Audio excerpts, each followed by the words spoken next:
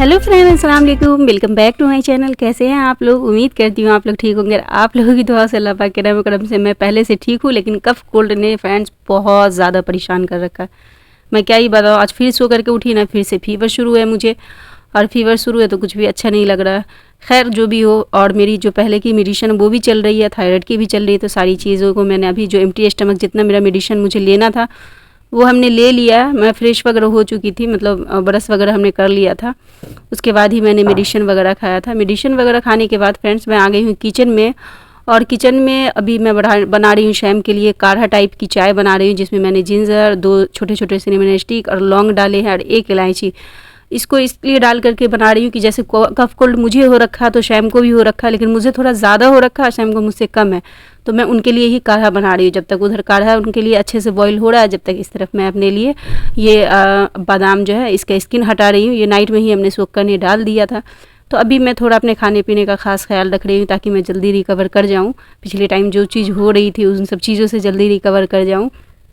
उसके बाद हमने इसमें थोड़ा सा शुगर डाला है, चाय पत्ती डाल करके, मतलब ये चाय टाइप की है, बट उसमें मैंने ना मतलब जिससे कफ कोल्ड में आराम मिलेगा वो सारी चीज़ें डाली है, फ़ायदा करेगा। तो देखिए ये काढ़ा बन के हो गया है तैयार। उसके साथ 4-5 बिस्किट भी हमने शैम को दे दिया, क्योंकि वो अभी तक सुबह से कुछ खाई ही नहीं है।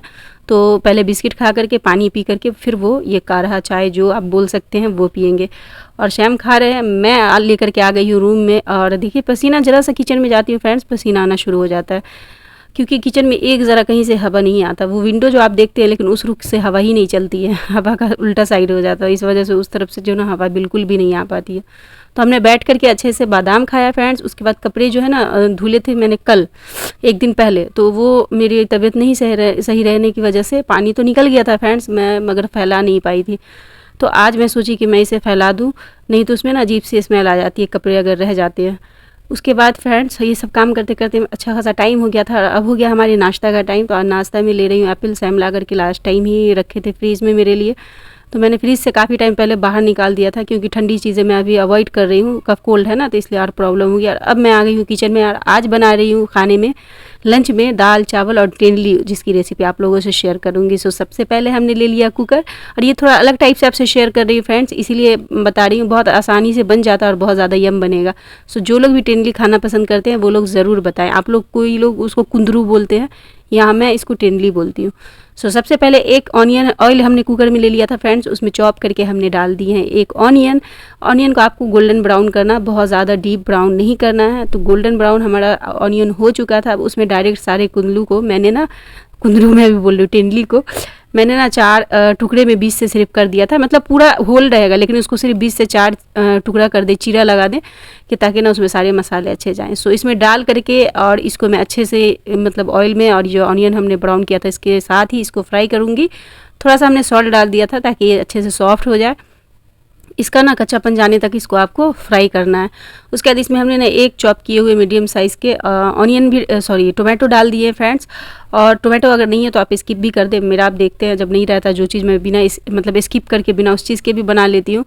उसके बाद फिर हमने डाल दिया टर्मरिक पाउडर। अब हमने रेड चिली पाउडर डाला है, कोरिएंडर पाउडर, जीरा गोल मिर्च का पाउडर डाला, और इस सबको डाल करके फिर से आपको अच्छे से इसकी भुनाई करनी है, जब तक सारे मसाले जो हमने डाले हैं, स्पाइसेस ऐड किए हैं, उसका कच्चापन ख़त्म हो जाए।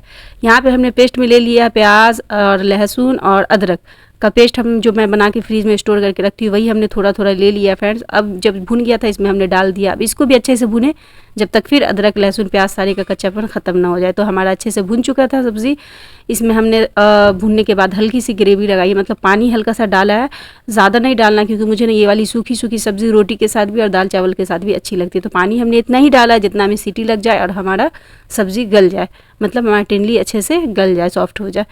तो इसके बाद हमको सिर्फ 3 सीटी लगानी है फ्रेंड। 3 सीटी लगा के मैं गैस कर लूँगी बंद। जब तक उधर कुकर में टेंडली की सब्ज़ी हो रही थी, मैं इस तरफ दाल को फ्राई कर रही हूँ। दाल फ्राई तो आप लोग सब अपने अपने तरीके से करते हैं, मुझे मैं ऐसे कभी कभी चेंज करके करती रहती हूँ, तो शैम भी पसंद करते हैं और मैं भी। और टमाटर अभी यहाँ 30 रुपये किलो 25 रुपये किलो मिलना शुरू हो गया फ्रेंड्स, ये मेरे लिए बहुत खुशी की बात है।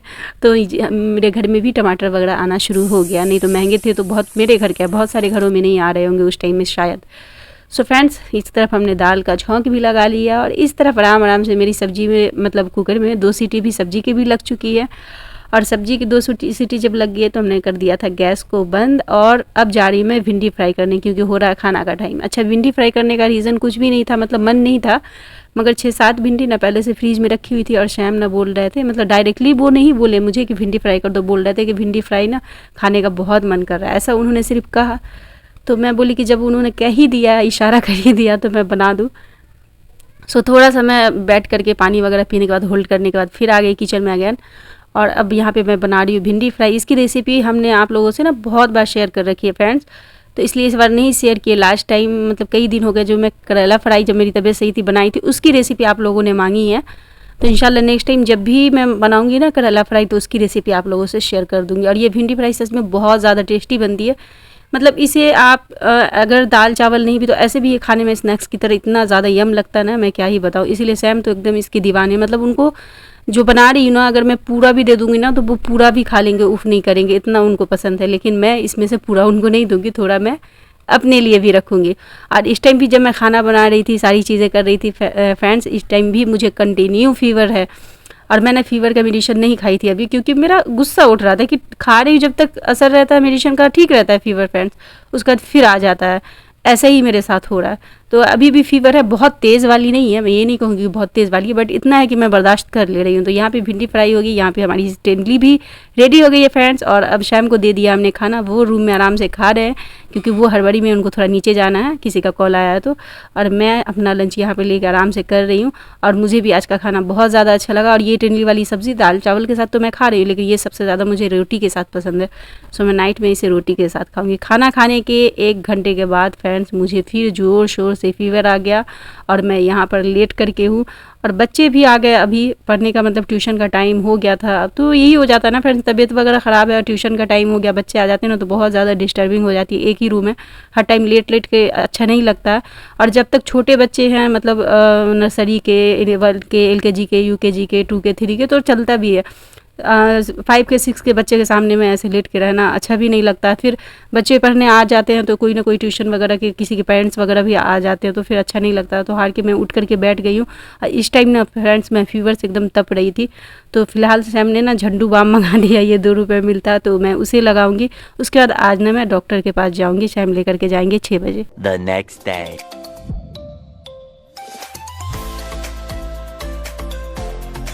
फ्रेंड्स, कल के ब्लॉग का मैं एंड नहीं कर पाई थी, और ब्लॉग तो मैंने किसी तरह, फीवर ही था, उसी में मैंने काम वगैरह किया, खाना वगैरह बनाया, सारी चीज की।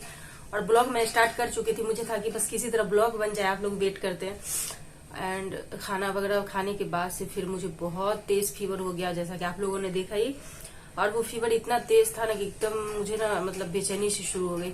और तब सर में बहुत ज्यादा हेडेक हो रहा था, इतना ज्यादा लग रहा था कि अंदर से कुछ फट रहा है, इतना ज्यादा कफ कोल्ड मेरा बढ़ गया था। तो फिर कल 6-6:30 बजे के करीब मैं डॉक्टर के पास गई। यही नीचे गली में ही डॉक्टर है, वो ना मतलब कोई नॉर्मल ही डॉक्टर है, लेकिन ये सब कफ कोल्ड का, वायरल वगैरह का मेडिसिन अच्छा खासा दे देते हैं, मतलब सही दे देते हैं। मुझे ना उनका सूट भी करता है। सो मैं उसी डॉक्टर के पास गई और रात में दवा लेकर के आई, खाई, तो मेरा फीवर उतरा। और उसके साथ ना वो मेरे चेस्ट पे काफी कफ भी बैठ चुका है, कफ कोल्ड होने की वजह से। सो उन्होंने ना ये दिया, कफ सिरप दिया। और कफ सिरप ऐसा है फ्रेंड्स कि मैं खाती हूँ ना तो 2-3 घंटे मेरी छुट्टी, मेरा पूरा मतलब लगता है कि जैसे मैं होश में ही नहीं हूँ, उसी मुझे आंख बंद करके लेटे रहने का मन करेगा। ये वाला कफ सिरप 1 मिनट दिखाती हूँ आप लोगों को, ये वाला अभी मैं नहीं खाई हूँ फ्रेंड्स। अभी नहीं खाने का रीजन ये है, मैं सोच रही थी कि ब्लॉग एंड कर दूं, कम से कम फिर मैं 2-3 घंटे के एकदम साइलेंट हो जाऊंगी। तो एक खाना भी अभी 1 बज रहा है, मतलब बजने वाला है। और शैम मार्केट गए, सब्जी वगैरह कुछ भी नहीं थी, तो मैंने उनको कहा कि 2-3 तरह की सब्जी लाके फ्रिज में रख दे। सब्जी रहता है ना फ्रेंड्स, खाना बनाना आसान हो जाता है। और गैस पे अभी मैं राइस चढ़ा करके आई हूँ। और सुबह से फिर फीवर था, तो इसलिए मैं फिर ब्लॉग भी नहीं कर पाई। फिर जैसे नाइट में मेडिसिन वगैरह खाई, बहुत आराम मिला, और कफ सिरप वगैरह खाई, एकदम नशा जैसा लग रहा था। तो खाना पीना सब खा करके सो गई। सुबह में जैसे उठी हूँ, मतलब नींद ही खुली है, फिर फीवर था। तो फिर नाश्ता करके फीवर का दवा वगैरह खाई हूँ, तो फीवर उतरा, थोड़ा अच्छा लग रहा है। और नाक से सिर्फ पानी पानी आ रहा है, ऐसा हो रहा है। तो अभी जाकर के शाम के लिए राइस चढ़ाई हूँ। मेरा खाना खाने का अभी बिल्कुल भी मन नहीं, देखती हूँ अगर मेरा कुछ खाने का मन करेगा तो मैं खा लूंगी।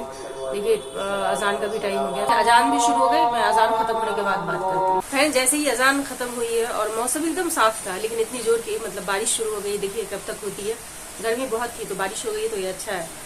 हाँ, तो मैं आपसे वही कह रही थी कि तो यही सब चल रहा है अभी फिलहाल।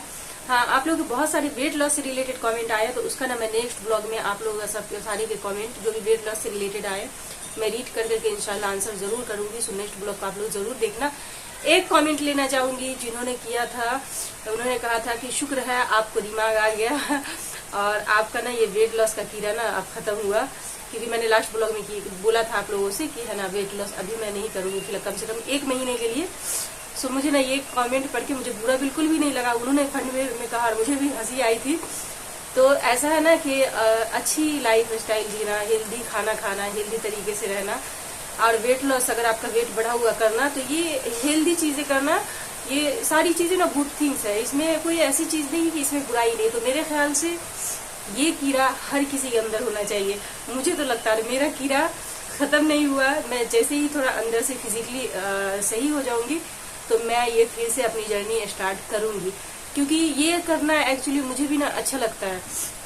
अच्छा लगता है मीन्स कि हेल्दी ऑप्शन ढूंढना, खाना अपने लिए कुछ करना, है ना। अब अपनी डाइट क्या है, आप लोग सोचते हैं डाइट कुछ भी नहीं है। मैं तो जो भी बताती हूँ सारा घर का खाना जो घर में बनता है और हर कोई खाते हैं वही चीज बताती हूँ, बट हर चीज का एक तरीका बताती हूँ कि इसको इतने पोर्शन में खाना है, इसको इतने पोर्शन में खाना है, या मैं अभी खाती हूँ तो यही चीजें हैं।